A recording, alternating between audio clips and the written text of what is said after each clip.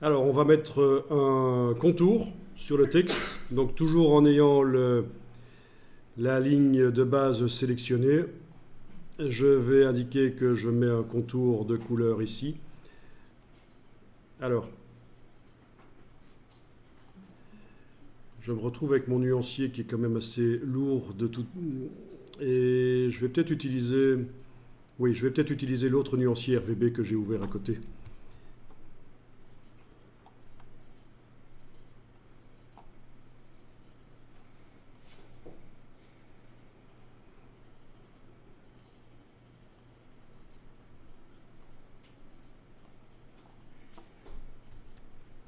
Ok, donc le contour, je mets une couleur.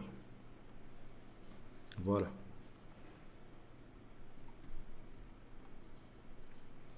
Tiens, ça c'est inattendu. Que ça fonctionne comme ça. Bon. C'est parce que c'est du texte lié, en fait. Hein. Je vais peut-être changer la police ici pour obtenir quelque chose de plus habituel avec des polices séparées comme ça. Voilà, c'est pas mal ça. Oui, ça le fait aussi. Hein. Ok. Dans un premier temps, prenez une police avec les lettres bien séparées. Ce sera plus simple pour la démo qu'on va faire ici.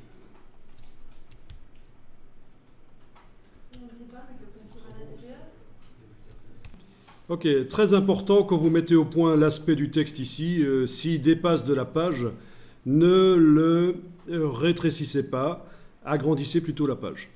Avec l'outil ici de plan de travail, vous agrandissez. Pourquoi? Parce que si vous rétrécissez le texte sur la page, la dimension du motif à l'intérieur des lettres va changer forcément. Hein. Si je fais ça et que je commence à rétrécir, il est possible que ça change l'aspect. Voilà, typiquement, ah ben non, là ça a marché parce que dans la palette de transformation, fenêtre transformation, il était indiqué que les motifs doivent se transformer aussi. Mais la palette de transformation, je pense qu'elle est d'office en transformation d'objet. Et donc, il est possible que quand on dimensionne, on n'obtienne pas ce qu'on veut. Ok, là ça le fait, évidemment. Enfin, voilà, il vaut mieux agrandir le plan de travail que de rétrécir pendant que vous êtes en train de mettre au point l'aspect du texte ici. Alors, le contour, je vais lui donner d'épaisseur.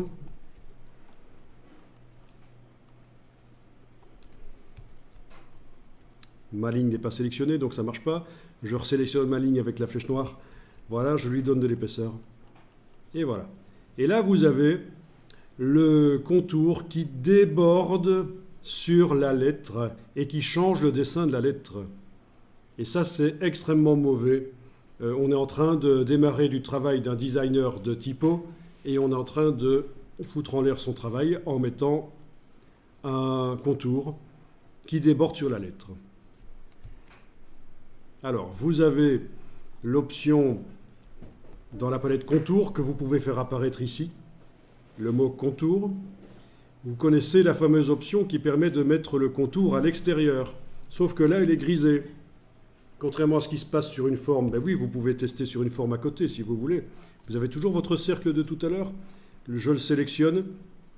Si je mets un contour d'une certaine couleur sur ce cercle, d'une certaine épaisseur, voilà.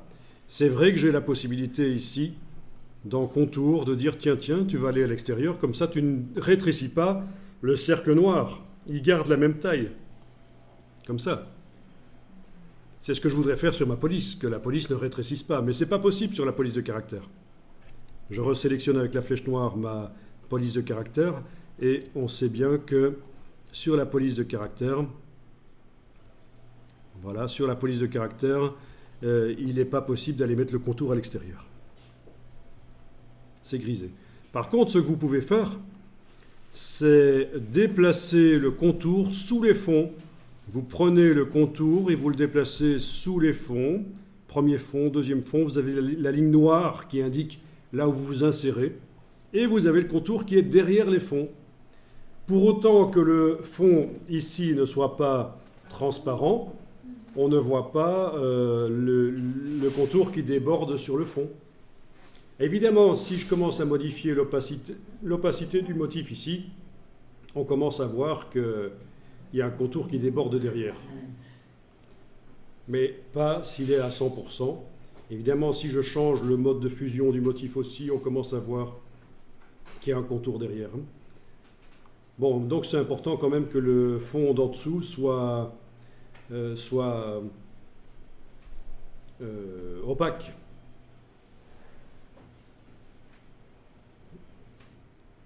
Si nécessaire, je mettrai un fond rempli de blanc opaque qui empêcherait que l'épaisseur du tracé soit visible. Si je devais absolument avoir ici un mode de fusion ou un effet de transparence,